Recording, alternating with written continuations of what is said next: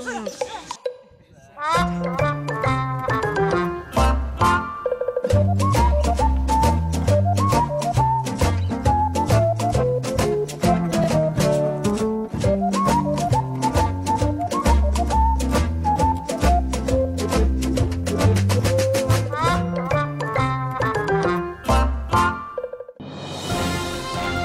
cara yang dilakukan oleh induk binatang untuk menjaga kelangsungan hidup anak mereka. Tak terkecuali dengan cara ekstrim, yaitu menjadi kanibal. Siapa saja mereka?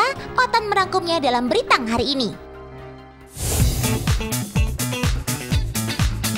Selain dikenal sebagai predator yang pintar menyamar, belalang mantis juga memiliki perilaku kanibal pada pasangannya. Mantis betina akan memakan mantis jantan setelah selesai mating atau kawin. Sifat ini disebut sebagai kanibalisme seksual. Perilaku ini bertujuan positif, yaitu untuk mempersiapkan nutrisi bagi pembentukan telur dan meningkatkan kemampuan bertahan hidup anak-anaknya. Tidak beda dengan belalang mantis, laba-laba juga akan memakan jantan ketika proses reproduksi.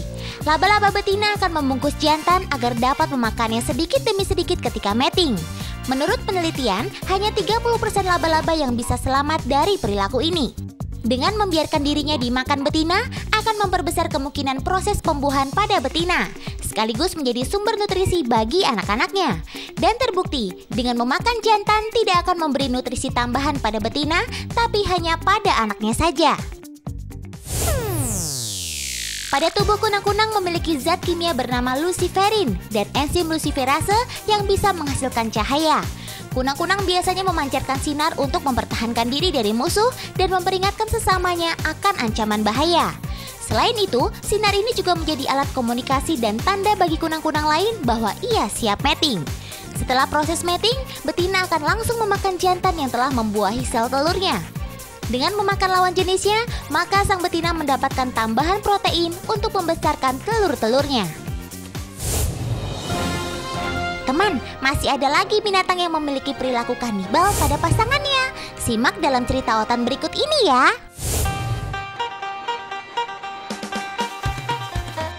Kebun Kop! Halo teman semua, Otan masih ada di Thailand nih. Kali ini Otan mau mengajak kalian ke daerah Sri Raja di selatan kota Bangkok.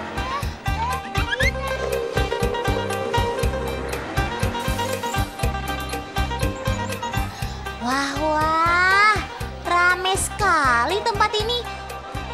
Banyak banget turisnya. Pasti mereka mau melihat sobat-sobat Otan di sini.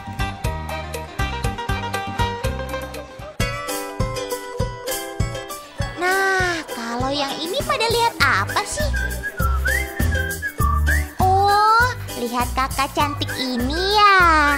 Halo kakak. Tapi, apa itu yang hitam-hitam menempel di baju si kakak? Astaga, ternyata itu tuh kalajengking. Awas, nanti disengat tuh. Ih, mana banyak banget gitu. Ih, Otan ngeri.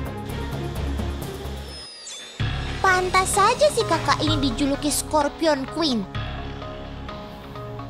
alias Ratu Kalajengking. Ngomong-ngomong, pernah disengat sama kalajengking ini nggak kak? 2-3 ปีอะค่ะ Kakak Jevanov ini butuh waktu 2 bulan loh untuk berlatih memegang kalajengking dengan benar agar tidak disengat.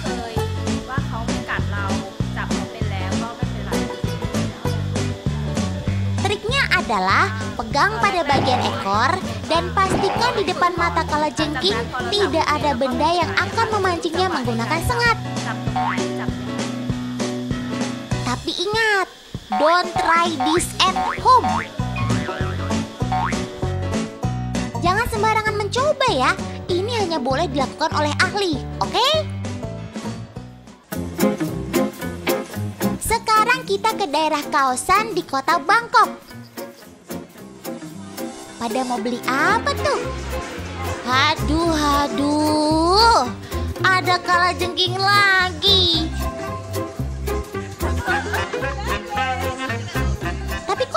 kayak sate gitu sih? Jangan-jangan...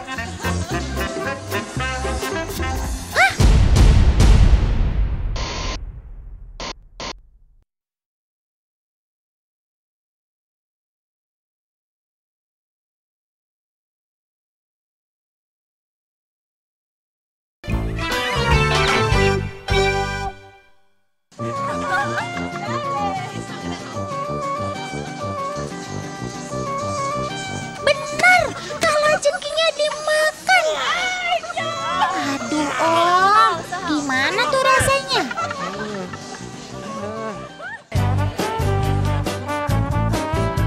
Kopian.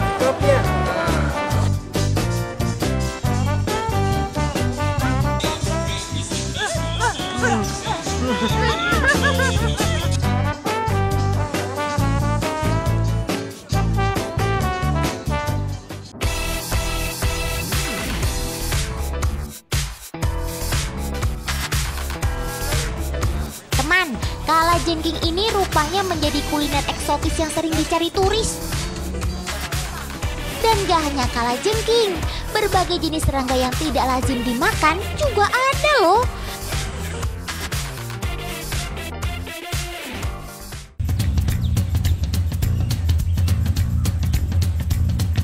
Kalajengking termasuk binatang penggali dan tidak tahan dengan panas.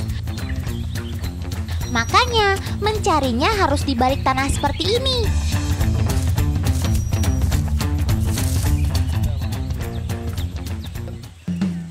Itu ada Pak. Iya. Hati-hati ya Pak pegangnya. Ayo coba cari lagi.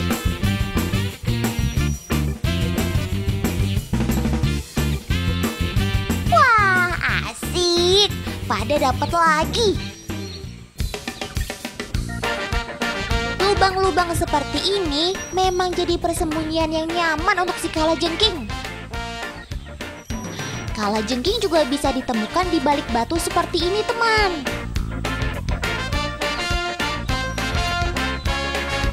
Tuh kan, benar Otan bilang.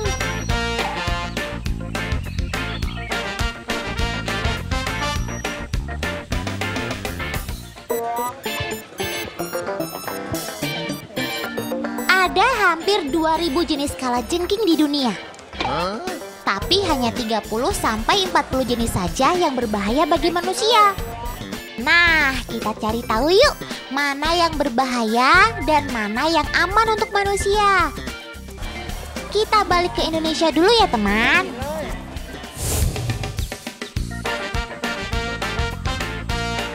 Waduh, kakak-kakak ini berani sekali ya. Oh iya, kakak-kakak ini adalah dari KPKI atau Komunitas Pecinta Kalajengking Indonesia. Salam sehat semuanya.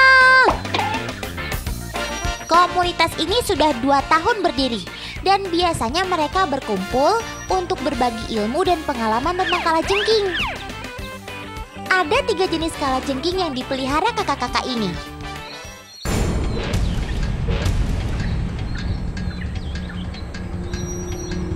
Nah, menurut kalian, mana di antara kalajengking ini yang paling berbahaya?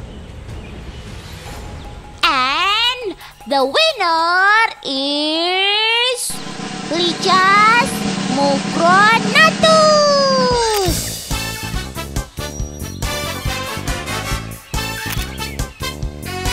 Gak nyangka kan, dibandingkan 2 jenis lainnya, sekilas ia terlihat lebih kalem ya.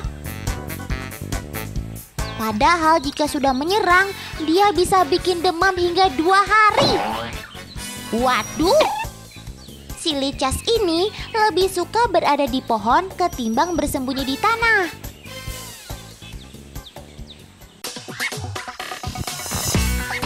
Memelihara kalajengking terbilang mudah loh. Sesekali kandang perlu dibersihkan dari sisa makanan. Dan pemberian makan tidak perlu setiap hari. Cukup 2-3 kali saja seminggu. Makanannya cukup jangkrik seperti ini. Wah, rakus banget kamu makannya.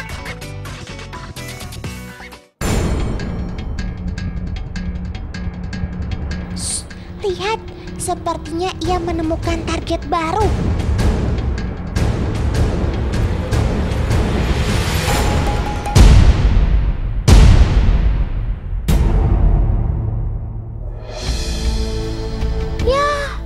Padahal jangkrik yang ini masih belum habis ya.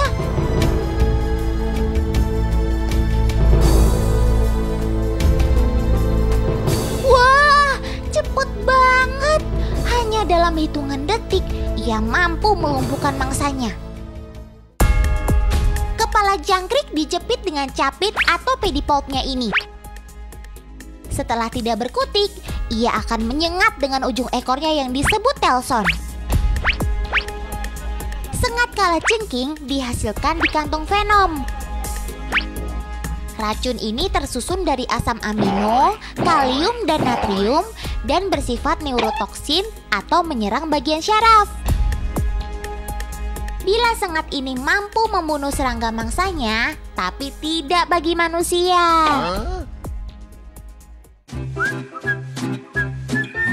Mulut si kalajengking ini serem juga ya. Ia menggunakan seliserai, semacam capit yang tersimpan di mulutnya. Dengan capit ini, ia akan mengoyak makanan untuk dicerna di kantung mulut yang terletak di antara capit dan karapas. Kalajengking hanya bisa makan dalam bentuk cair. Oleh karena itu, pencernaan makanan mereka ada di luar. Oke kalajengking, selamat makan ya. Hei lihat, ada yang aneh di kalajengking itu. Perhatikan baik-baik teman. Ternyata ia sedang menggendong anaknya. Gak cuma satu, jumlahnya bisa antara 8 hingga 100 ekor. Wow. Proses mating pada kalajengking tergolong unik teman. Jantan akan menarik betina dengan capitnya seperti berdansa atau disebut promenade edux. Kalajengking jantan akan mencari tempat yang pas untuk meletakkan spermatofore atau kantung spermanya. Dan kemudian ia akan menuntun betina melewati spermatofore agar terjadi pembuahan. Proses ini bisa berlangsung 1 hingga 24 jam. Dan ketika mating selesai, jantan akan langsung berpindah tempat secepatnya agar tidak dimangsa oleh betina.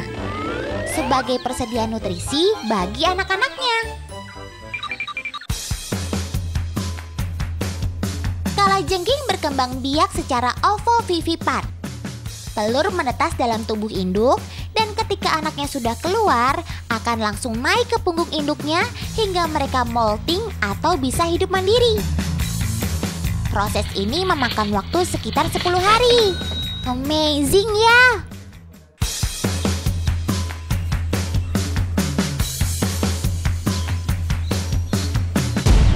Paman, awas paman! Ada kalajengking!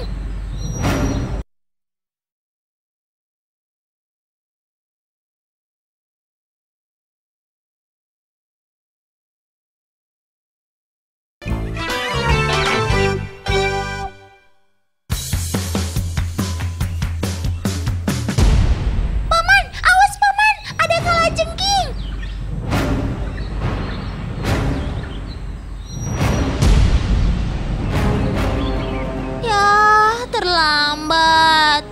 Aduh, lihat, tangan si paman langsung bengkak.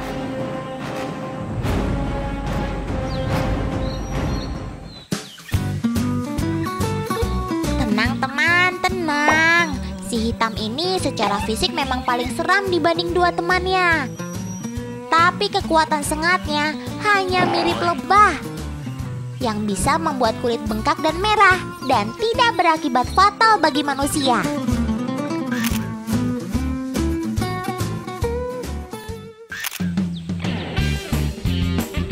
Berbeda dengan licas, ia lebih sering berada di tanah.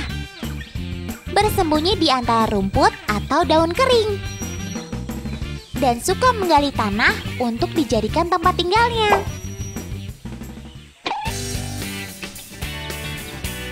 Kalajengking tidak memiliki tulang, teman. Sebagai gantinya, tubuhnya dilindungi oleh eksoskeleton yang terbuat dari kitin seperti kuku jari kita. Hayo, kalian bisa menemukan mata si kalajengking nggak? Ini dia, kecil banget kan?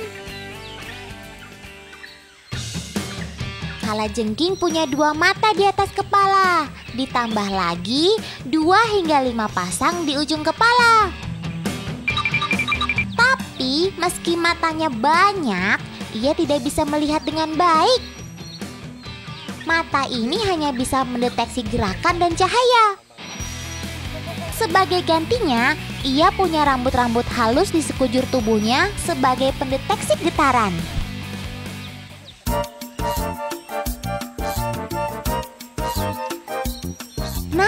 Kalau yang kecil ini bukan anakan loh, teman. Ukuran tubuhnya memang mungil seperti ini.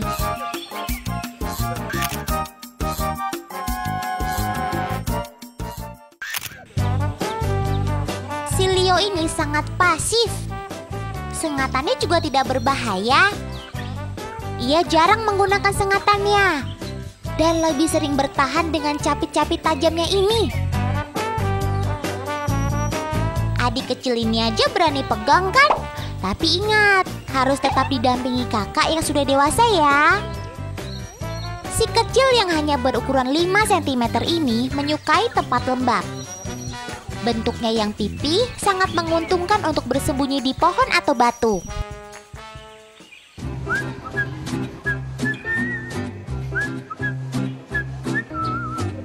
Teman, Otan mau kasih satu lagi kelebihan dari kalajengking ini.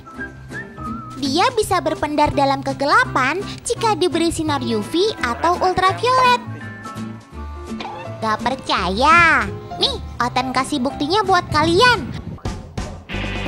Kak, bantuin Otan ya. Siapkan lampu UV-nya. Dan lihat apa yang terjadi. Tuh, betul kan? Ia bisa mengeluarkan cahaya warna hijau. Semua kalajengking bisa mengeluarkan cahaya seperti ini, teman.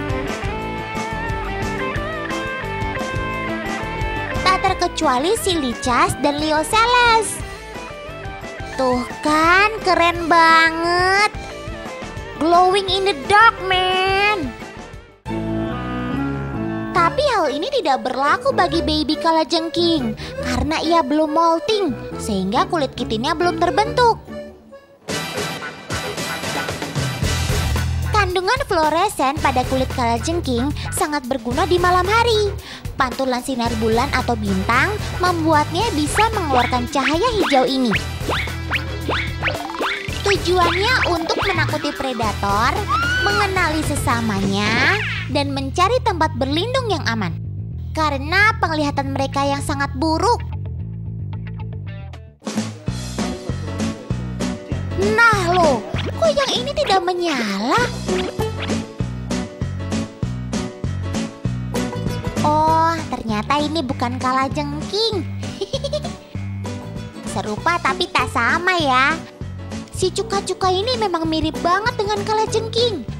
Bedanya ia tidak memiliki sengat di ujung ekornya. Makanya ia dijuluki whip scorpion.